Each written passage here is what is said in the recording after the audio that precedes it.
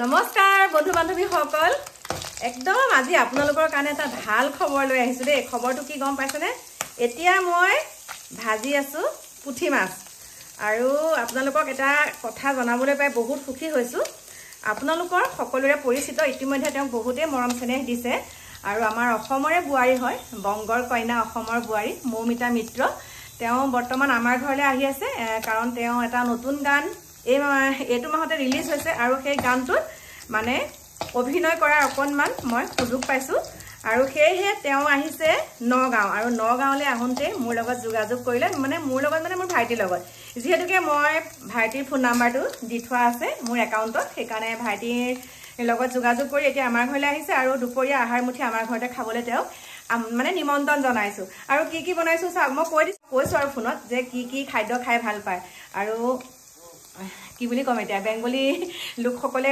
বিশেষকৈ মাছ খাই ভাল পায় এয়া মই দেখা পাইছেনে পুঠি মাছ এয়া চাওক পুঠি মাছ ভাজিছো এইফালে এইখিনি একদম এয়া পিঁয়াজ দি পেলাই এতিয়া এইখিনি মই ধুনীয়াকৈ নমাম আৰু এইফালে দাইল হ'ল এইফালে ভাত বহাই দিছোঁ এইফালে বৰকচু এয়া বৰকচু মাছ দি বনাম ডাঙৰ মাছ দি বনাম আৰু এইফালে এইখিনি কলডিল সকলোখিনি এতিয়া মই ধুনীয়াকৈ বনাই কৰি আপোনালোকক দেখাম আৰু তেওঁ আহি পোৱাৰ লগে লগে সেয়া ভিডিঅ' আপোনালোকক দিম ন কাৰণ আপোনালোকে সকলোৱে ইমান মৰম চেনেহ দিছে তেওঁ সেইকাৰণে ভাবিছোঁ আপোনালোককো মই তেওঁ আমাৰ ঘৰলৈ অহা মুহূৰ্তটো দেখাওঁ সকলোখিনি আপোনালোকক দেখাম গতিকে পলম নকৰোঁ ভিডিঅ'টো এতিয়া মাজলৈ যাওঁ কেনেকৈ কি বনাওঁ সেইখিনিও আপোনালোকক দেখাম এতিয়া মাছখিনি নমাই দিছোঁ মাছখিনি নমোৱাৰ পিছতে আপোনালোকক দেখাম আৰু কলডিল ভাজিম আৰু কচুখিনি এতিয়া প্ৰথমতে বইল কৰি পেলাই পানীটো পেলাই লওঁ ঠিক নাই নহয় খজুৱাব পাৰে ন এদিনীয়া আলহীক খজুৱালে কি হ'ব কিন্তু কচু খাই ভাল পাওঁ বুলি কৈছে সেইকাৰণে মানে বনাইছোঁ আৰু এইখিনিতে আপোনালোকক কওঁ যোৱাকালি এটা ভিডিঅ' পালোঁ ভিডিঅ'টোত আমাৰ সকলোৰে পৰিচিত অনুপম শইকীয়া ইমান সুন্দৰ গান গাইছিলে মৰমজানৰ গান ইমান সুন্দৰ তেওঁ কাজিৰঙা বৰ ধুনীয়া আপোনালোকেতো মনত আছেই আপোনালোকৰ সেই অনুপম শইকীয়াৰ এটা মানে ভিডিঅ' পালোঁ আৰু সেই ভিডিঅ'টোত সঁচাকৈ তেওঁ বৰ সুন্দৰ কথা কৈছে মই আপোনালোকক দি দিছোঁ বাৰু আপোনালোকে চাব মানে তেওঁ যিখিনি কথা কৈছে মই তেওঁৰ লগত একমত সেইকাৰণে ভিডিঅ'টো মই আজি এনেকৈয়ে বনাইছোঁ যে সকলোৰে সকলো মানুহৰ মানে এটা কথাই কওঁ আমাৰ অসমীয়া বিশেষকৈ অসমীয়া মানুহখিনি লাগিব লাগে ক'ত লাগি আছে ক'ত এতিয়া মৌমিতা মিত্ৰ ইমান সুন্দৰ আমাৰ অসমীয়া গান গাইছে ইমান ভাল সকলোৱে আঁকোৱালি লৈছে একাংশই আঁকোৱালি লোৱা নাই একাংশই আঁকোৱালি লৈছে আৰু যোনসকলে আঁকোৱালি লৈছে তেওঁলোকক বহুত ধন্যবাদ জনাইছোঁ কাৰণ তেওঁলোকে জাতিভেদ তেওঁলোকে সেইবিলাক নামানে সেইকাৰণে তেওঁলোকে সুন্দৰকৈ আমাৰ সেই অসমৰে যিহেতুকে বোৱাৰী এতিয়া সুন্দৰকৈ আঁকোৱালি লৈছে কিন্তু এতিয়া ইমান বিতৰ্কৰ মাজত সোমাই পৰিছে মাজতে অনুপম বুলিয়ে কৈছোঁ কাৰণ আমাতকৈ সৰু হ'ব চাগে তেওঁ অনুপম শইকীয়াৰে যোনটো বিহু উলিয়াইছে নতুনকৈ আৰু সেই বিহুটোত আমাৰ সেই মৌমিতাই মানে কণ্ঠদান কৰিছে কিন্তু সেই কণ্ঠদান কৰাৰ পিছত ইমান এটা মানে বিতৰ্কিত পোষ্ট দিছে গতিকে মই আপোনালোকক ভিডিঅ'টো লগাই দিছোঁ আপোনালোকে চাব সেইকাৰণেহে মই কৈছোঁ যে আমাৰ ঘৰলৈ মৌমিতা আহিছে কাৰণ মৌমিতা বুলি কোৱাৰ লগে লগে সকলোৱে চাগে বুকুখন ধমককৈ মাৰে বা কল্পনা মা ঘৰলৈ মৌমিতা আহিলে এইবাৰ বা কি হয় সেইকাৰণেহে কৈছোঁ কিন্তু এইখিনি যোনখিনি ৰন্ধন প্ৰক্ৰিয়া কৰিছোঁ এইখিনি আমি ঘৰত খাবলৈ কৰিছোঁ দেই তেখেতৰ কাৰণে নহয় আৰু যদি কেতিয়াবা আহেও আমাৰ ঘৰলৈ তেতিয়া আপোনালোকক দেখাম বাৰু কি বনাই খাওঁ কিন্তু বহুত দিন এয়া খোৱা নাইকিয়া এনেকুৱা ধৰণৰ মানে বৰকচু এয়া আমাৰ বিয়নীয়ে দিয়া বৰকচু আজি মাছৰ লগত বনাম আৰু এয়া মানে কলডিলো আমাৰ বিয়নীয়ে দিয়া মাছো আমাৰ বিয়নীয়ে দিয়া গোটেইখিনি আপোনালোকক দেখাইছোঁ সেইকাৰণে কৈছোঁ ভাল কাম কৰিব নোৱাৰিলে বেয়াটো আপোনালোকে বেলেগৰ হৈ কৰিব নালাগে কাৰণ আপোনালোকে নিজে যিটো কাম কৰিব নোৱাৰে সেইটো বেলেগ এজনে কৰিলে আপোনালোকে উৎসাহ দিব লাগে কিন্তু আপোনালোকে কি কৰে কেঁকুৰাই খুলি খোৱা দি খুলি খাইহে কিন্তু আপোনালোকৰ অধঃপতন যাব এতিয়া মৌমিতা নামটো কওঁতে মৌমিতা বহুত ওপৰত উঠি গ'ল কিন্তু আপোনালোকে সমালোচনা কৰি আপোনালোক তললৈ গৈছে গতিকে মোৰ প্ৰিয় বন্ধু বান্ধৱীসকল আপোনালোকক এতিয়া দেখাইছোঁ সেই ভিডিঅ' ক্লিপটো চাওক তাৰপিছত আপোনালোকৰ মতামতসমূহ মোৰ কমেণ্ট ছেকশ্যন খোলা আছে আপোনালোকে সুন্দৰকৈ দিব পাৰিব গতিকে এতিয়া আহিছোঁ লগ পাম নতুন এটা ভিডিঅ'ৰ সৈতে এতিয়া বাই নমস্কাৰ মই অনুপম শইকীয়া আজি এটা বিশেষ বিষয়বস্তু লৈ মই সামাজিক মাধ্যমত আহিবলগীয়া হ'ল দুৰ্ভাগ্যজনকভাৱে হঠাৎ এটা পোষ্ট পালোঁ পোষ্টটো লিখিছে সুৰজিত বৰা বাবলি কি যে হ'ব অনুপম দা যদি আজিৰ দিনত TRP বিচাৰে কি ক'ম লাজ লাগে আহিব অনুপম দা মই দিম আপোনাক TRP বঙালীক ভৰিত ধৰিব নালাগে আপোনালোকে নিজে কওকচোন কি মানসিকতাৰে এই কথাষাৰ লিখিলে 1999 চনৰ পৰা মই ধাৰাবাহিকভাৱে অসমৰ বাহিৰেও বিভিন্ন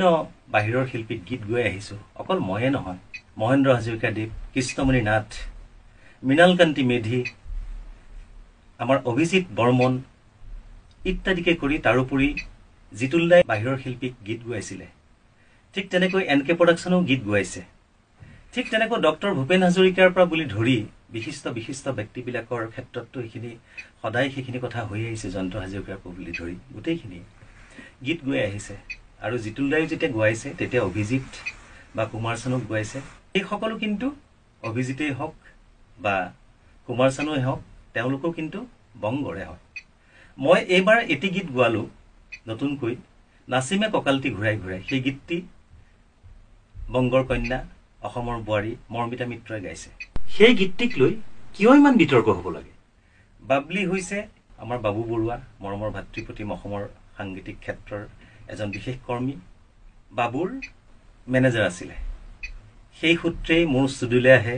মই বাবলিক অতি মৰম কৰোঁ আৰু বাবলি মোৰ লগত সদায় কিন্তু ককাই ভাইৰ নিচিনাই আমি সদায় মাতবোল কৰি চলি আহিছোঁ। আজি বাবলিয়ে দিয়ে এই পোষ্টটোত মই বাবলি তোমাকেই সুধিছোঁ যে তুমি এই পোষ্টটো কিয় দিবলগীয়া হ'ল, কাৰ প্ৰচনত দিবলগীয়া হ'ল? আৰু এই পোষ্টটো দিয়াৰ পাছত তোমাক অন্ততঃ মই এই পোষ্টটো যেতিয়া মই পালোঁ, বেলেগে স্ক্ৰীনশ্বট মাৰি যেতিয়া মোলৈ পঠালে, তোমাক অন্ততঃ মই 30 বাৰতকৈ ওপৰত ফোন কৰিছোঁ। তুমি এবাৰো ফোনটো নুঠালা। আৰু যদি এবাৰ ফোনটো উঠাই তুমিনো কি সংকটত পৰিছা? মই জানো যে তুমি আৰ্টিষ্টসকলক লৈ পেলাই বেপাৰ কৰি চলি আছা, আৰু মই সেই কথাত সুখীও বহুত। কাৰণ তুমিতো চুৰ কৰি চলা নাই। কোনোবা এজন মানুহে নিজৰ পেট পোহপাল দিবলৈ কিবা এটা কাম কৰিবই লাগিব। গতিকে তাৰ মাজত তুমি আৰ্টিষ্টসকলক লৈ পেলাই তাৰে মাজৰ অকণমান অনুদান লৈ পেলাই তুমি চলি আছা। মোৰ তাত ক'বলগীয়া একো কথা নাইকিয়া। তুমি নিজৰ কৰ্ম কৰি পেলাই খাইছা। কিন্তু আজি মোক যে তুমি ক'লা বঙালীক ভৰিত ধৰিব নালাগে, মই শ্ব' দিম, মই TRP দিম। তুমি যে শ্ব' দিম বুলি ক'লা, তুমি কি নিজে শ্ব' পাতি পেলাই আৰ্টিষ্টসকলক লৈ যোৱা নে ৰাইজে তোমাক শ্ব' দিয়ে? মই এই কথাটো তোমাক প্ৰশ্ন কৰিছোঁ। আৰু এটা কথা মই তোমাক কওঁ যে শুনা, তুমি মোক শ্ব' দিব নালাগে। কাৰণ তোমাৰ সংস্থাত যদিও কেতিয়াবা তুমি বিচাৰিছা বা বেলেগ সংস্থাইও বিচাৰিছে, মই কোনো সংস্থাৰ আণ্ডাৰত থাকি পেলাই কেতিয়াও শ্ব' কৰাৰ কথা ভবা নাই। এইকাৰণেই ভবা নাই যে 1990 চনৰ পৰা আজি 35 বছৰত মই খোজ দিলোঁ এই সাংস্কৃতিক ক্ষেত্ৰখনত। আজি ইমান বছৰে মই মেনেজাৰ নোলোৱাকৈ বা কোনোবা সংস্থা নোলোৱাকৈ নিজাববীয়াকৈ পোনপটীয়াভাৱে ৰাইজৰ লগত কমিউনিকেট কৰি পেলাই অনুষ্ঠান পৰিৱেশন কৰিছোঁ বা বিভিন্ন গীত মাত কৰিছোঁ। গতিকে সেই ক্ষেত্ৰত ৰাইজৰ লগত এটা মোৰ পোনপটীয়া সুব্যৱস্থা আছে। গতিকে পোনপটীয়াভাৱে মই কৰোঁ। তোমাৰ এয়া ঈৰ্ষা নে কাৰোবাৰ পৰোচনাত তুমি এই কথাখিনি লিখিলা? তোমাৰ লগত তোমাৰ কোনো ধৰণৰ মনোমালিন্য হ'বলগীয়া ব্যক্তিগত কোনো কাৰণ নাই নে? তুমি মোৰ লগত যুঁজাৰু হয়, তুমি সাংস্কৃতিক ক্ষেত্ৰৰ এজন কৰ্মী হয়, যে তুমি গান সৃষ্টি কৰা, তুমি গান গোৱা, লিখা, সুৰ কৰা, মিউজিক কৰা, কি কৰা? তুমি কৰা, তোমাৰ ব্যৱসায় কৰা তুমি আৰ্টিষ্টক লৈ পেলাই। গতিকে তোমাৰ লগত মোৰ কম্পিটিশ্যন কৰিবলগীয়া বা মোৰ লগত তুমি কম্পিটিশ্যন কৰিবলগীয়া বা তুমি মোক বেয়াকৈ ক'বলগীয়া, মই তোমাক বেয়াকৈ ক'বলগীয়া কি কথা আছে তাত?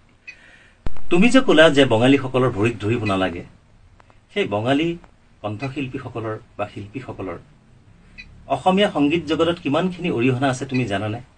তুমি হয়তো নামেই শুনা নাই বহুতৰ। সুমন কল্যাণপুৰী, মধুমতী গোস্বামী, ডলি ঘোষ, উষা উত্থুপ ইত্যাদিকে কৰি যিমানখিনি ছিংগাৰ আছে, সেইসকলে অসমীয়া গানত যিটো প্ৰাণ দি থৈ গৈছে, জান দি থৈ গৈছে, যি জীৱন্ত কৰি ৰাখিছে আজিও। গতিকে সেইসকল শিল্পীক বঙালী বুলি কৈ তুমি নিজকে কি বুলি বুজাব বিচাৰিছা? মোৰ প্ৰশ্ন হৈছে যে সেইসকল শিল্পীক যিসকলে গীত গোৱাইছিলে, তুমি মোক আঙুলি টোওৱা নাই। বাহিৰৰ শিল্পীক যিসকলে গীত গোৱাইছিলে সেই সকলো প্ৰত্যেকজন শিল্পীক তুমি আঙুলি টোৱাইছা। আমাৰ ভূপেনজীৰ দেৱ, তেখেতে উচ্চা উত্থুপক গোৱাইছিলে, তোক দেখি মোৰ গা কেনেবা। আমাৰ প্ৰায় প্ৰত্যেকজন শিল্পীয়ে এই গীতটি মঞ্চত পৰিৱেশন কৰে। তাৰমানে প্ৰত্যেকজন শিল্পীয়ে কি বঙালীৰ ভৰিত ধৰা বুজায় নেকি? যে অসমৰ ইতিহাস, অসমৰ সংস্কৃতি একো নুবুজাকৈ নজনাকৈ তুমি এটা কথা লিখি দিব পাৰা, য'ত তোমাৰ বেপাৰকেই খালি সৰগত কৰি লৈছা। আজি চাগে জয়ন্ত হাজৰিকা, ভূপেন হাজৰিকা, ভূপেনজীৰ দেৱৰ দৰে ব্যক্তিৰ সমাধিত চাগে তেওঁলোকৰ আত্মাই চিঞৰি চিঞৰি কান্দিছে যে কিয় আমি অসমীয়াৰ বাহিৰে বেলেগ শিল্পীক গীত গোৱাইছিলো, আমি কি ভুল কৰিলো। আজি চাগে লতা মংগেশকাৰ বাইদেউৰ নিচিনা ভাৰত ৰত্ন পোৱা ব্যক্তিয়ে চাগে সমাধিত নিজৰ আত্মাক নিজেই চাগে সান্তনা দিব পৰা নাই কিয় আমি অসমীয়া গীত গাইছিলো তোমালোকৰ দৰে ব্যক্তিৰ কাৰণে। মই বহুত কথা ক'বলৈ নাযাওঁ। গোটেই কথাটো মই অকলশৰীয়া মানুহ। মোৰ সংগ হৈছে ৰাইজ, ৰাইজেই মোৰ শকতি, ৰাইজেই মোৰ ভকতি। গতিকে সমগ্ৰ কথাটো মই ৰাইজক বিবেচনা কৰিবলৈ আগবঢ়াই দিলো। আৰু যিজন ছিংগাৰক লৈ বেপাৰ কৰা ব্যক্তিয়ে অসমীয়া সংস্কৃতিৰ শিল্পীৰ মূল্য নুবুজে, সেইজন ব্যক্তিক লৈ অনাগত দিনত আপোনালোকে অনুষ্ঠান কৰিব নে পোনপটীয়াভাৱে শিল্পীৰ লগত যোগাযোগ কৰি পেলাই আপোনালোকে অনুষ্ঠানসমূহ কৰিব, সেই বিবেচনা আপোনালোকে নিজেই কৰিব। মই কৰজোৰে প্ৰাৰ্থনা কৰিছো, কিবা যদি ভুল ত্ৰুটি হৈছে ক্ষমা কৰিব। আৰু পোনপটীয়াভাৱে কিবা যদি বুজিবলগীয়া জানিবলগীয়া আছে, মোক পাবলগীয়া আছে, পোনপটীয়াভাৱে মোক ফোন কৰিব পাৰে। মোৰ ফোন নম্বৰটো আপোনালোকক জনাইছো মুকলিমূৰীয়াভাৱে 9435013330 অথবা 7002929157। কিবা ভুল হলে মাৰ্জনা কৰিব।